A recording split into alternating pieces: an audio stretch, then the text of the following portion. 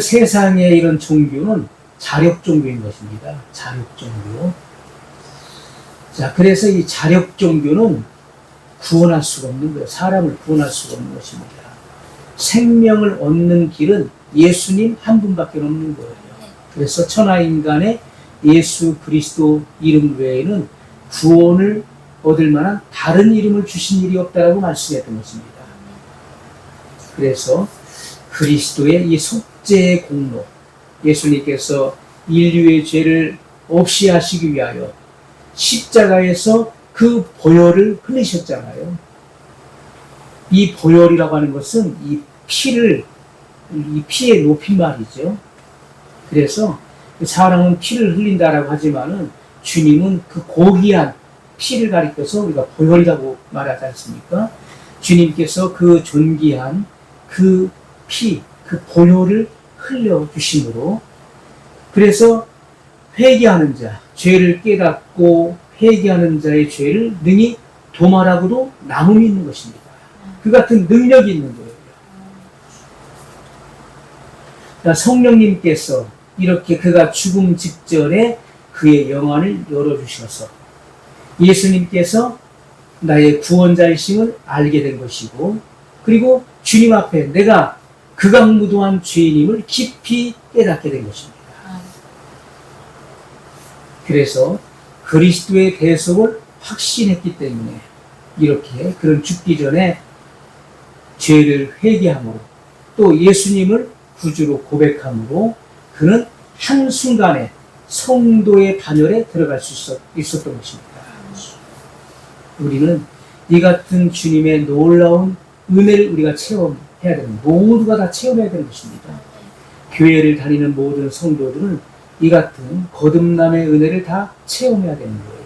하지만 교회를 다닌다고 해서 신앙의 연주가 깊다고 해서 다 거듭난 사람은 아닌 것입니다.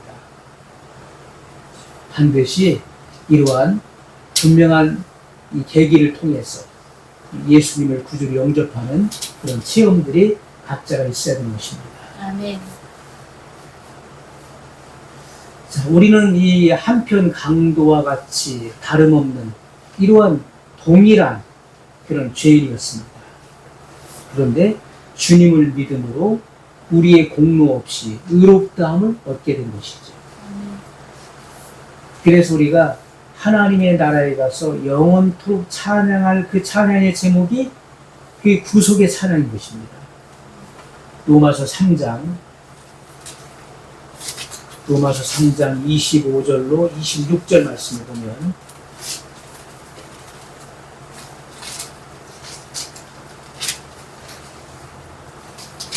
이 예수를 하나님이 그의 피로 인하여 믿음으로 말미암는 화목제물로 세우셨으니 이는 하나님께서 길이 참으시는 중에 전에 지은 죄를 간과하심으로 자기의 의로우심을 나타내려 하시니 곧 이때에 자기의 의로우심을 나타내사 자기도 의로우시며 또한 예수 믿는 자를 의롭다 하려 하시니라. 아멘.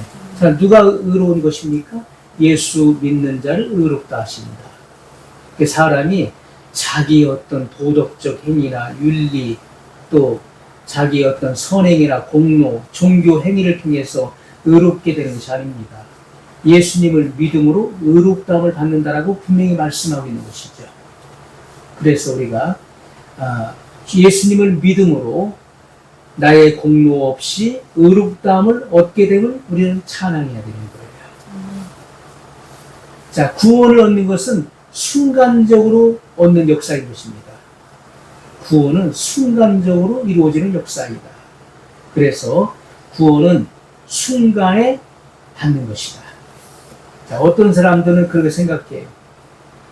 신앙생활을 오래 해야, 오랫동안 교회 다니고 또 학습 세례도 받고 신앙의 연조가 어느 정도 차야 구원에 들어가는 걸로 생각하는 사람들이 많습니다. 의외로 많아요.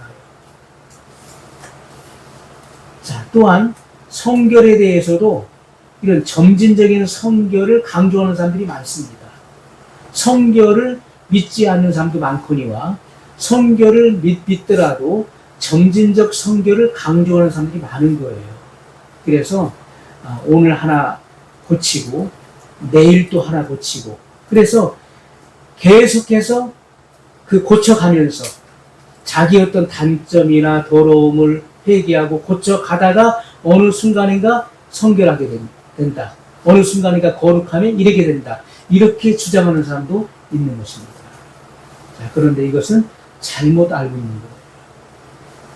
우리는 십자가상에서 구원받은 이 한편 강도의 이 구원, 그가 칭의를 얻고 또 구원을 얻는 것은 한순간에 이루어졌던 것을 우리가 알 수가 있죠.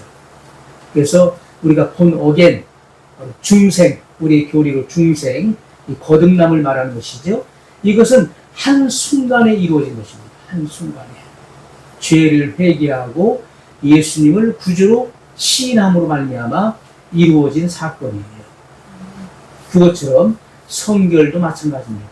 순간에 이루어지는 사건이에요. 우리가 이 사건은요, 성령 세례의 이 사건은 사도행전 2장에 나타나 있죠. 예수님께서 사도행전 1장 8절에 성령을 언급하셨습니다. 요한복음 14장에서 성령을 언급하셨죠. 보혜사 성령, 진리의 성령이 오실 것을 약속하셨습니다. 그리고 사도행전 1장 8절 사도와 함께 모여서서 그들에게 분부하셨어요. 오직 성령이 너희에게 임하시면 너희가 권능을 받고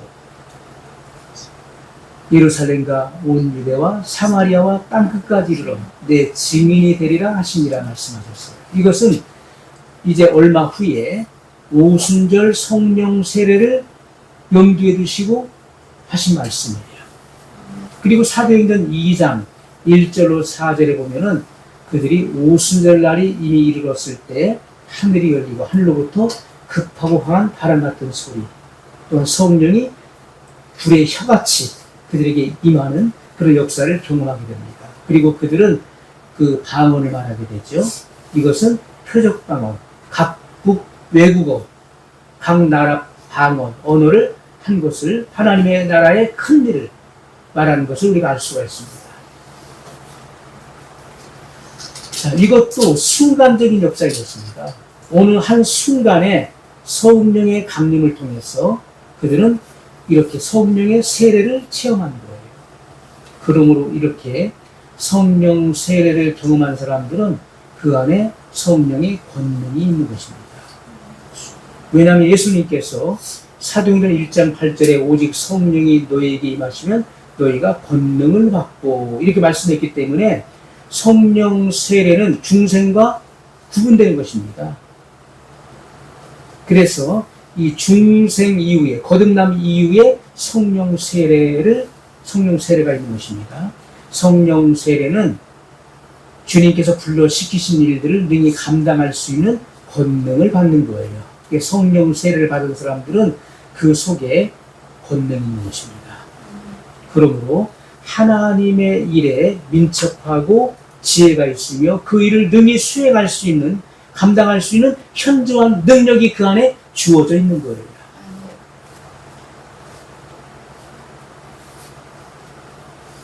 자, 그래서 우리가 거듭남도 순간적인 역사이고 이런 성결도 순간적인 역사인 것을 우리가 분명히 기억해야 되는 것입니다. 자, 우리가 한 가지 예를 든다면은 어떤 사람이 어렸을 때부터 평생을 질병으로 앓는 거예요. 잠을 이루지 못할 정도로 신음 앓고 있는 거예요. 자, 이렇게 그 앓는 것은 평생이었어요. 거의 어렸을 때부터 평생을 앓았어요.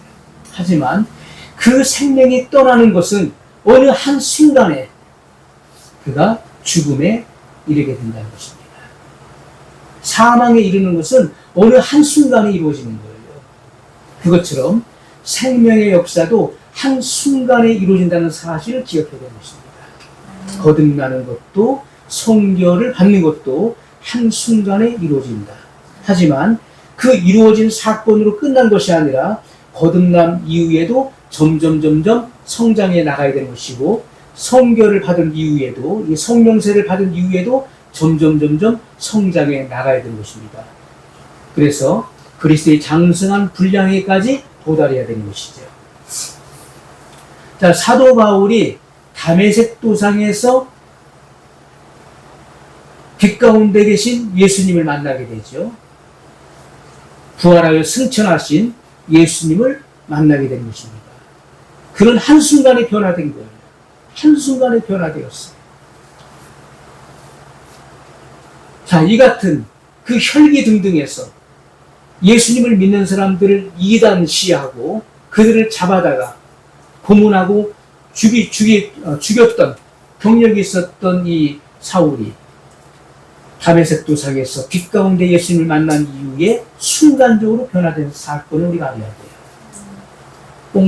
뽕나무 위에 있었던 예수님을 지켜보고 있었던 삭개오, 예수님께서 그 앞에 이르러서 지금 처음 대면하는 것인데 예수님께서 그 삭개오의 이름을 알고 계셨던 거예요.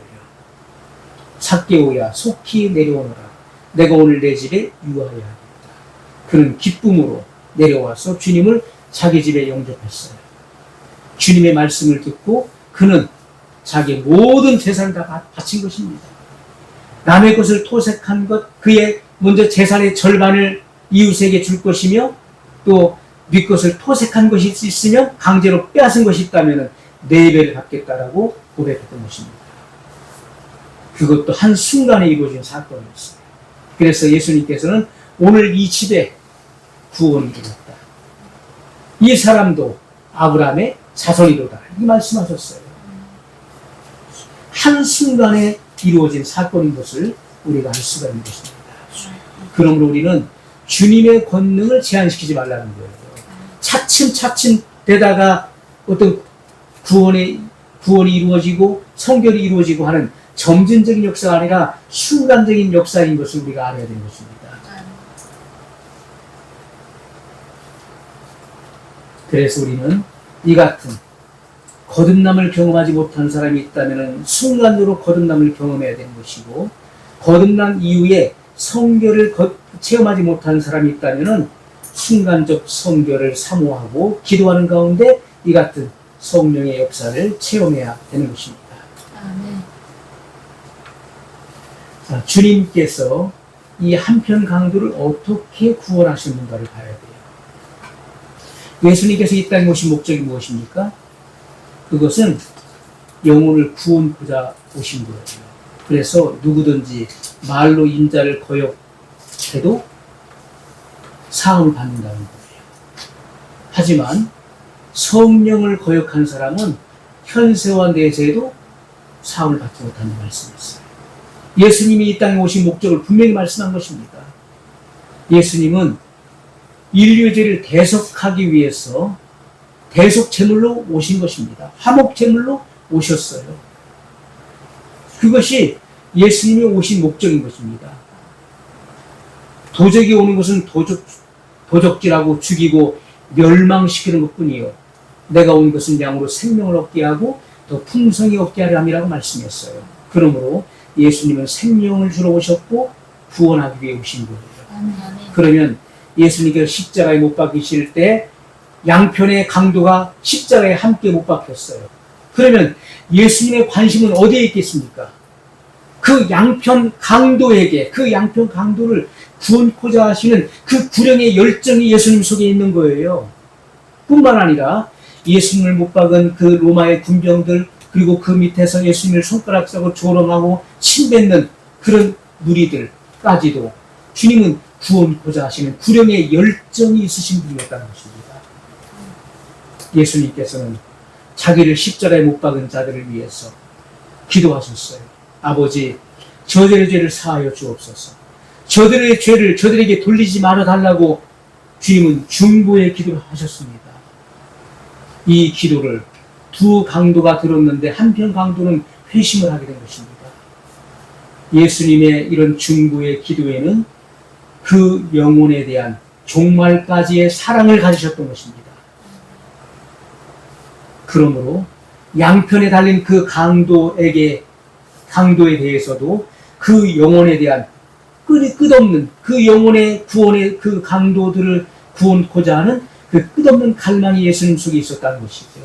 그런데 다행히 한편 강도는 해결을 하게 됩니다. 그러므로 주님의 그 구원의 갈망을 해소시켜 준 거예요. 그때 주님께서는 오늘 내가 나와 함께 낙원에 있으리라 이렇게 말씀하셨어요. 이것은 놀라운 구원의 역사인 것입니다. 오늘 내가 나와 함께 낙원에 있으리라. 그 강도가 구원받았음을 분명히 확증해 주는 말씀인 것이죠. 이것이 바로 주님께서 이 땅에 오셔서 마지막 최후의 전도였다는 것입니다. 예수님은 죽는 그 순간까지도 전도하셨다는 거예요. 이것은 바로 예수님의 최후의 그런 구령이었습니다. 영혼을 구원코자 하는 그런 구령의 그 열정을 십자가 상에서조차도 보여주셨어요. 십자가에서 그 생명이 끊어지기까지 이루 말할 수 없는 그 고통 가운데서 주님은 중보의 기도, 또 그 영혼을 구원코자 하는 그 구령의 전도, 그래서 한 영혼이 구원받는 역사가 있었던 것이죠. 주님께서 이 땅에 오신 것은요, 로마를 그 패배시키고 그 로마의 권력에서 유대인들이 구원코자 하심이 아니었습니다. 사회를 개조시키기 위해서 오신 것도 아니었어요. 정치운동을 하기 위해서 오신 것도 아니었습니다. 예수님의 목적은 지옥을 향해 가고 있는 그 영혼, 한 영혼이라도 구원하시기 위해서 이 땅에 오셨음을 분명히 우리가 알 수가 있는 것입니다. 그래서 예수님께서 우리가 사복음서를 보게 되면 예수님은 회당에서 말씀을 전하셨어요. 또 길에서도 전하셨습니다. 그리고 바닷가에서도 말씀을 전하셨어요. 또 빈들에서도 복음을 전하셨습니다. 산에서도 복음을 전하셨어요. 그리고 최후의 십자가 위에서까지 사람을 구원하기 위해서, 그 죄인을 구원하기 위해서 주님은 전도하셨다는 것입니다. 그러므로 우리가 끝까지 잊지 말아야 될 것은 이 구령의 열정, 영혼을 구원코자 하는 그 열정이 우리 속에 식어서는 안 된다. 주님이 하셨던 것처럼 우리도 해야 된다.